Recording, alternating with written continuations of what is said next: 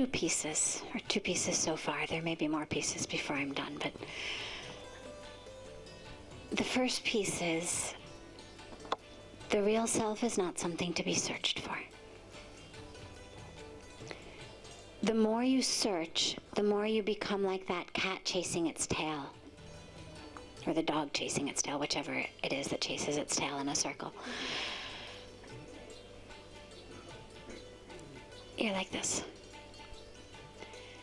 Because that which searches is the mind.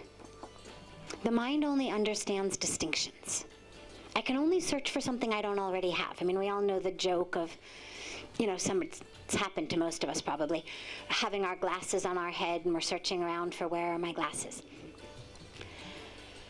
Well, it's funny and it's a joke because I already had it. If you could legitimately search for something you already had, it wouldn't be a joke. And so the mind only understands distinctions. The minute you embark on a search for something, you're separate from it. You don't have it. And then the mind does what the mind knows how to do. And it's not the mind's fault. The mind is not bad. We're taught so frequently in the spiritual practice, you know, as though the mind were our worst enemy. It's not. The mind is only a vehicle.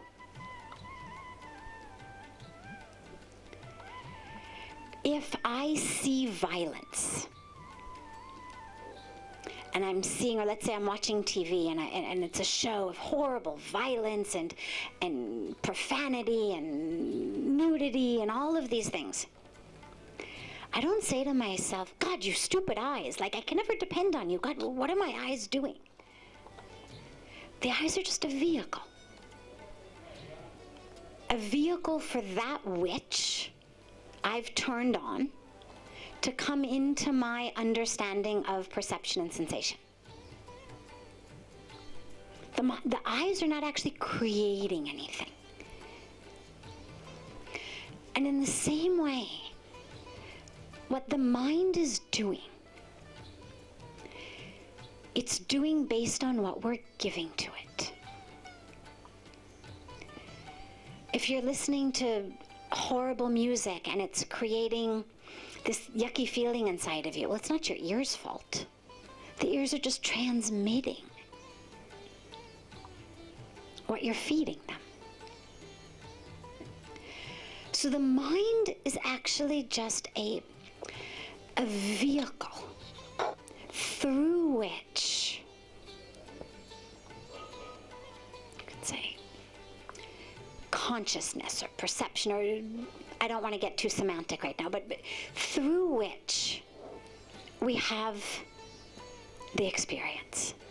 The problem, though, is, and this is why we tend to belittle the mind and talk about pushing the mind away, is the mind can only function when it's looking at something from outside.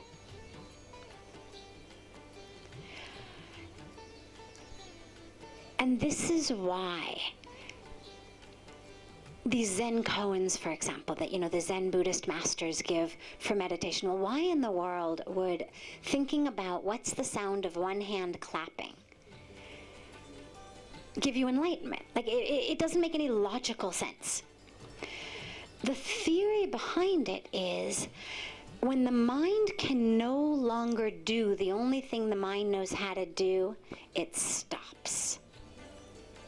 And when it stops, that's when you have the possibility to have the experience of what is beyond the mind.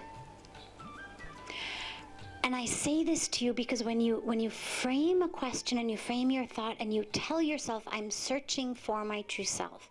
This is the mind, and it's going on a treasure hunt, and it has a clue, whether it's from a book or whether it's from a spiritual teacher or whether it's from something that we've heard. And the mind is going out now in search of something. And the problem with that is that your true self is already with you. But in order for the mind to search for it, you have to separate from it. So the first piece is stop thinking you're searching for anything and start thinking in terms of uncovering, allowing,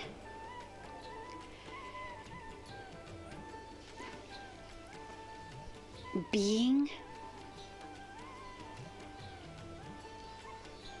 And it becomes like what we were talking about last night in terms of taking off the clothes to get into the bath. That experience in the bath is, we'll call it, for this analogy, the experience of being with the true self. It's not that you have to go out in search of relaxation in a bathtub. But with all of the clothes on, you can't experience it. And so when the mind is doing its thing, and naming and categorizing and analyzing and judging and framing from a distance, it's the equivalent of having the clothes on.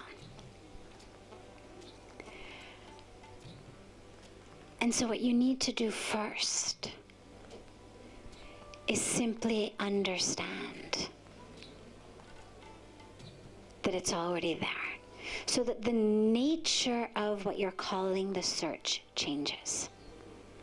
And it becomes much more, how can I just sit here in this state and stop the mind from telling me that I need all of these other things, which actually are what's keeping me from being with my true self.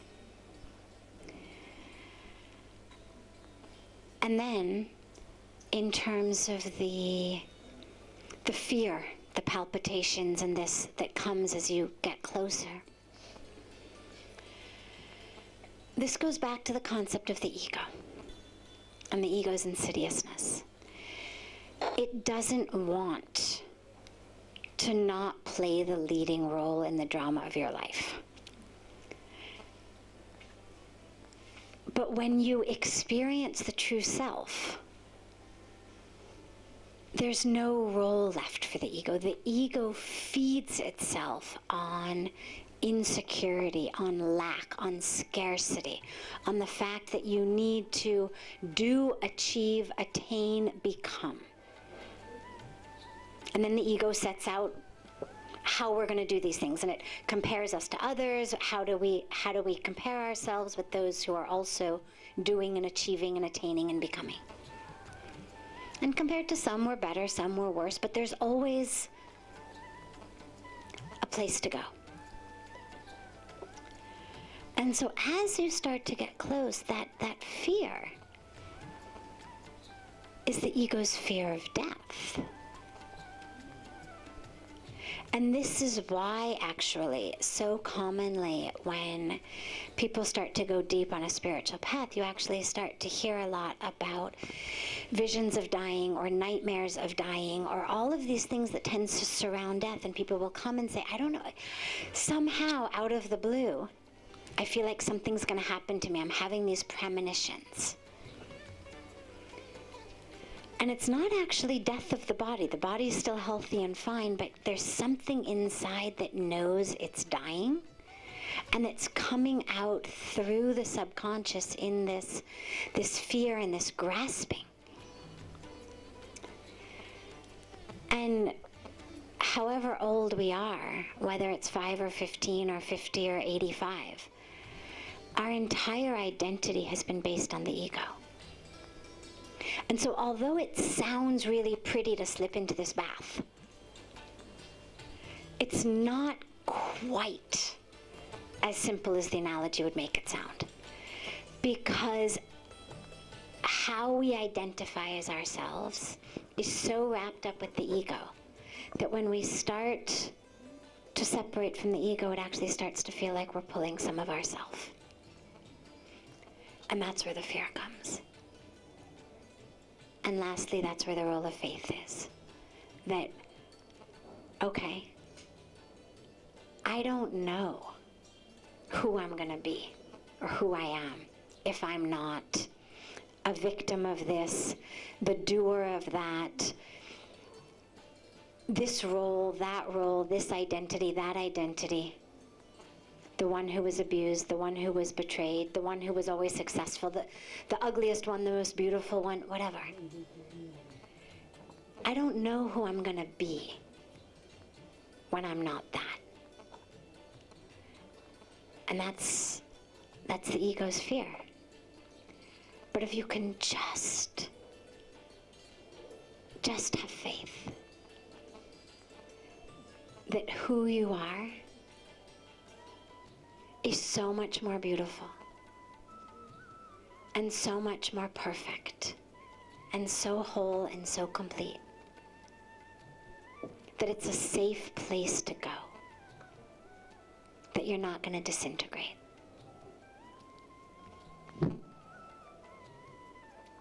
And let yourself go to that safe place. And then the trembling will stop.